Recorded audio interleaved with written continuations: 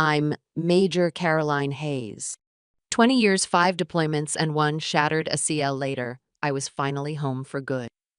They threw me a retirement party in the backyard, the kind with string lights and slow country music where the beer stays cold and no one brings up the war unless you do first. The mayor showed up.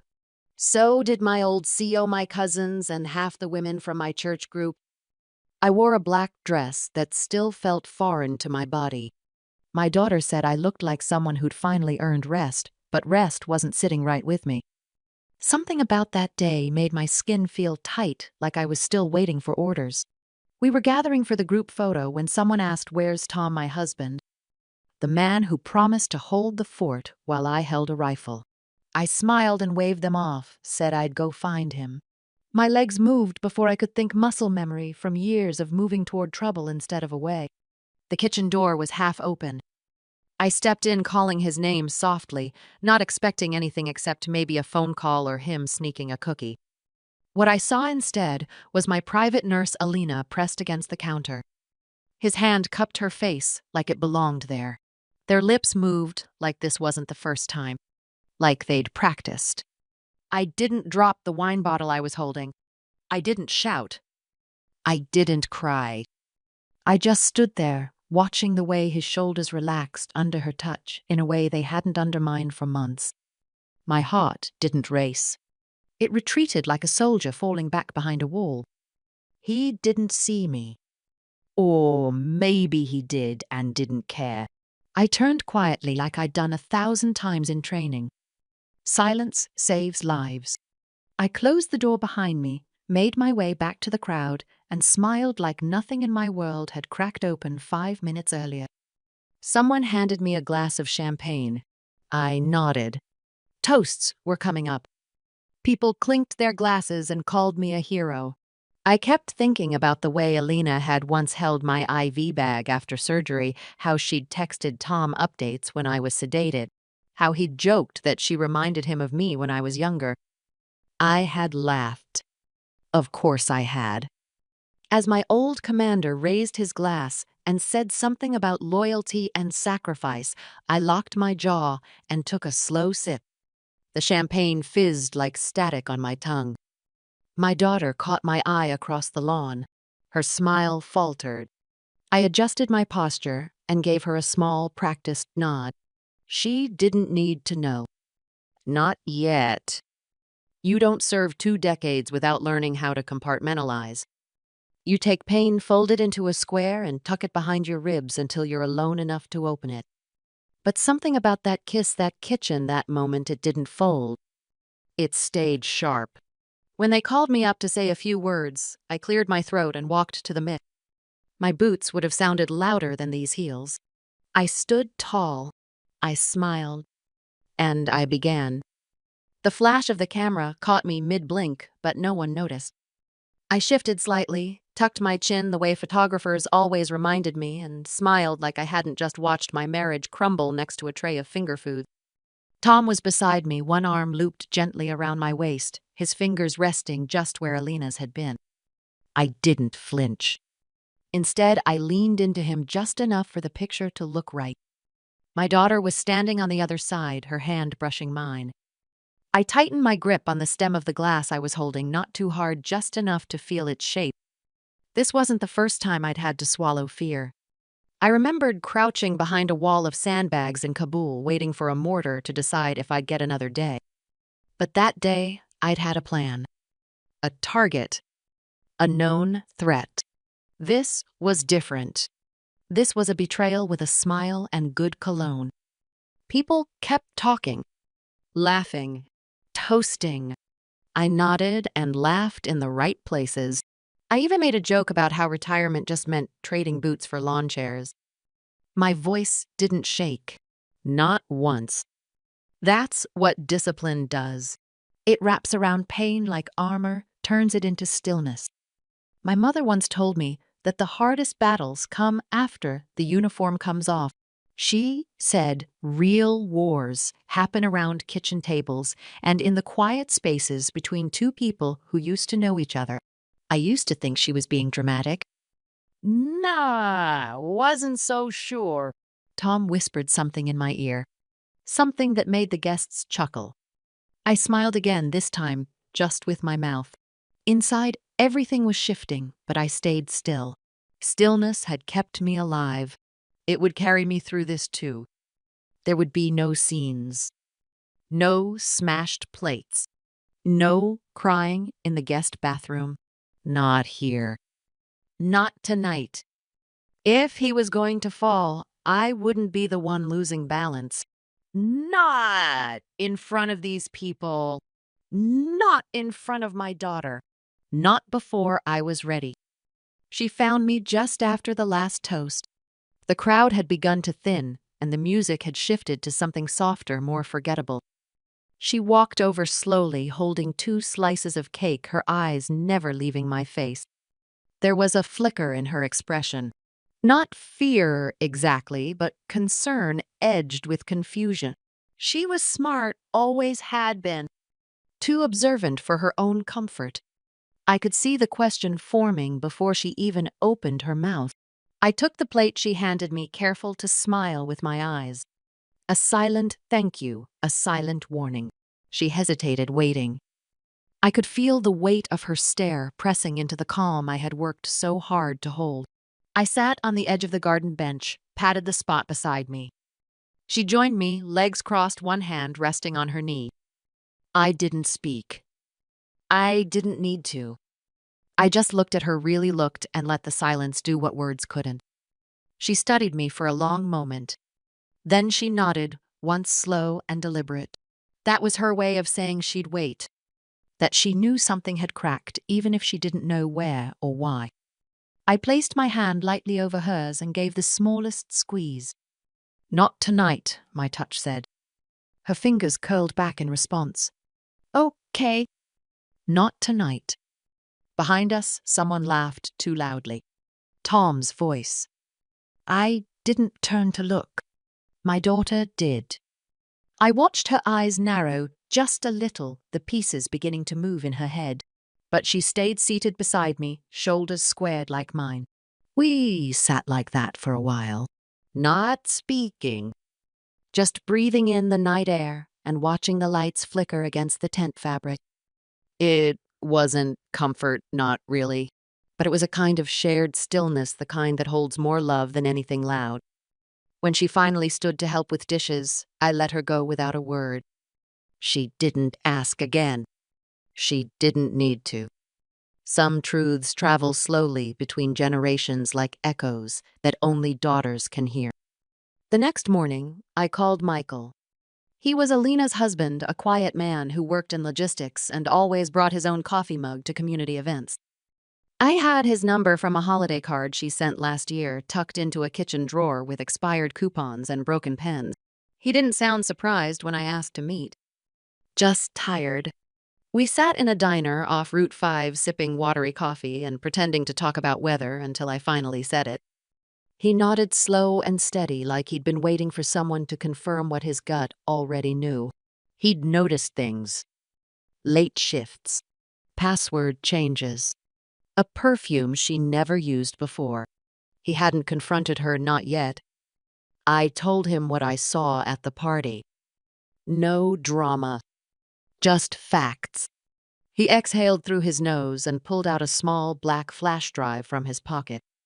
I wasn't the only one collecting truth. We didn't make a pact. No need for promises or revenge speeches. We both understood what came next.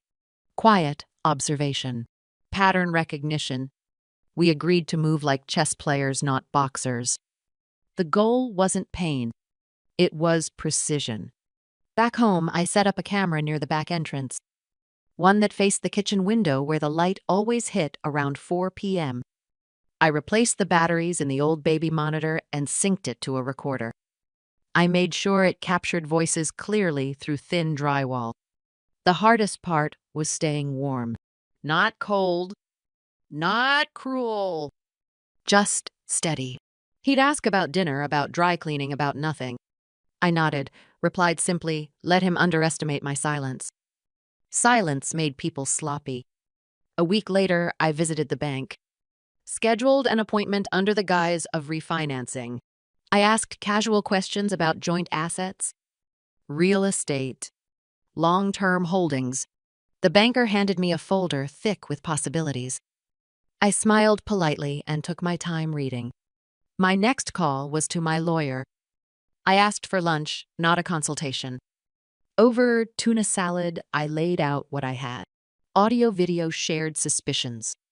He didn't ask why I hadn't filed yet, just offered 2 names for forensic accountants and asked how soon I wanted to move. I said, not yet. Timing mattered. This wasn't just about separation. It was about clarity. I didn't want him confused about why it ended. I wanted him to feel the moment the ground shifted, not from beneath him, but because I had already walked away. The ballroom glowed with soft amber light-polished tables lined with crisp white cloths and silver stars marking reserved seats. Flags stood behind the podium, their edges gently waving under the hum of the central air. I arrived early, dressed in a dark navy gown, my hair pulled back like I used to for inspections. Tom was already there, standing near the bar with Alina. Her dress shimmered, too young for the room, too bold for the occasion. They looked up as I entered. I nodded once, then turned to greet the colonel who'd trained me back when I still believed loyalty could outlast anything. Dinner passed in a blur of toasts and applause. I barely tasted the salmon. I kept my focus on the stage, on the cue cards I no longer needed. When they called my name, I rose slowly, steady in my heels, and walked to the microphone, as if reporting for duty one last time. I thanked the organizers. I thanked my fellow veterans. Then I paused and looked out over the room. They were all there. The people who'd seen me in uniform and assumed I was unbreakable. I told them service came in many forms. Sometimes it meant surviving explosions. Sometimes it meant surviving silence. I spoke of battles we never list in records, the kind that unfold at dinner tables and in hospital waiting rooms. I talked about trust, how it doesn't get awarded like medals, how it has to be earned daily with truth and presence and care. Then I said, before I finish, I want to share something personal. I gestured to the sound technician. A pause filled the room, and then came the voice. My husband's Sen, the one everyone knew, whispering things no man should ever say to someone not his wife. The room froze. Alina dropped her fork. Someone gasped. Tom stood halfway up, then sat again, as if his legs no longer worked. I didn't flinch.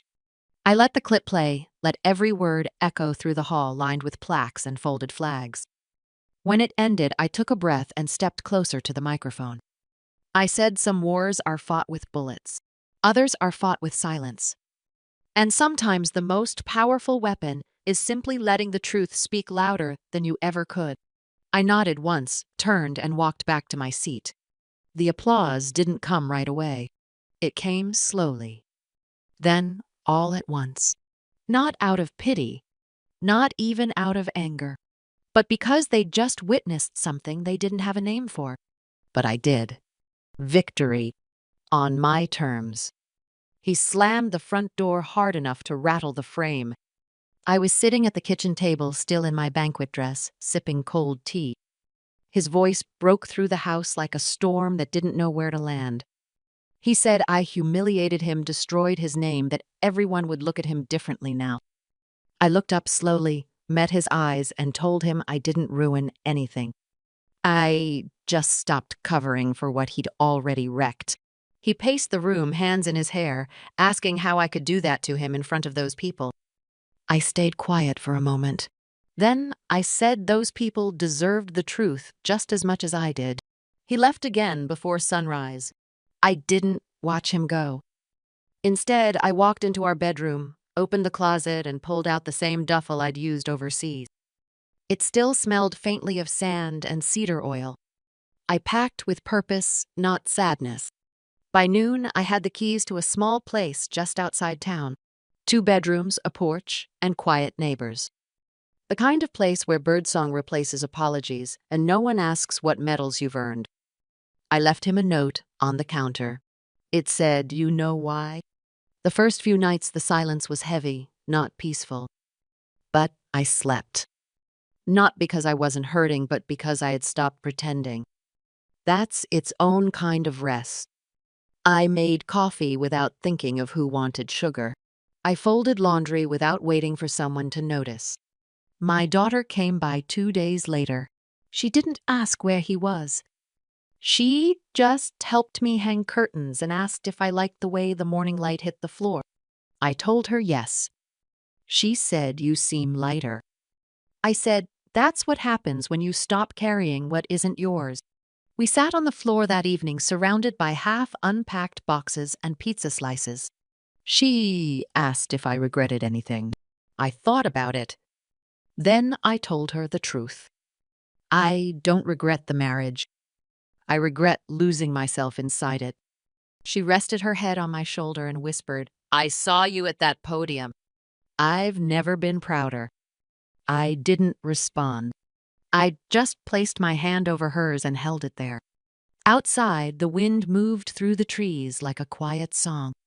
I looked around the little living room and realized I wasn't alone. I was becoming not someone new, just someone whole again. The letter arrived in a plain envelope with his name in familiar slanted handwriting. No return address. Just my name, centered and neat, like he was trying to be careful with something already broken. I waited a full day before opening it. Not because I was afraid, but because I wanted to read it on a morning when the light felt soft and my heart felt steady. He said he was sorry. For the lies. For the excuses. For thinking I'd never notice. For not being the kind of man my strength deserved. I read every word without blinking. Not out of coldness. Just clarity. Regret soaked through the pages, but it didn't pierce me. I folded the letter once, set it beside my tea, and stared at the wedding ring resting on the table. It hadn't left the drawer in weeks. Still polished. Still meaningless. I took it to a jeweler on Main Street and asked them to melt it. I gave them a sketch I'd drawn the night after the banquet. A feather simple and curved with just enough weight to remind me where it came from. When I picked it up, it gleamed with a quiet beauty. Silver light, nothing fancy. I slipped the chain around my neck and let it rest just below my collarbone. A reminder that freedom isn't always loud. Sometimes it's forged from things meant to bind you. My daughter noticed it right away. She asked why a feather. I told her feathers aren't just soft. They lift. They carry. They know when to let the wind move them. She nodded, tracing the edge of the pendant with one finger. I told her that walking away isn't weakness. It's wisdom wrapped in motion. That some battles aren't worth winning if you lose yourself in the process. That grace isn't about staying silent. It's about choosing when and how to speak. She asked if I'd ever forgive him. I said I already had. Not for him. For me. So I wouldn't have to carry him any further into the life I was still building. We sat together on the porch as the sun slipped low behind the trees. And in that stillness, with her hand in mine and the feather warm against my skin, I finally understood. The best part wasn't the reveal. It was the peace that came after.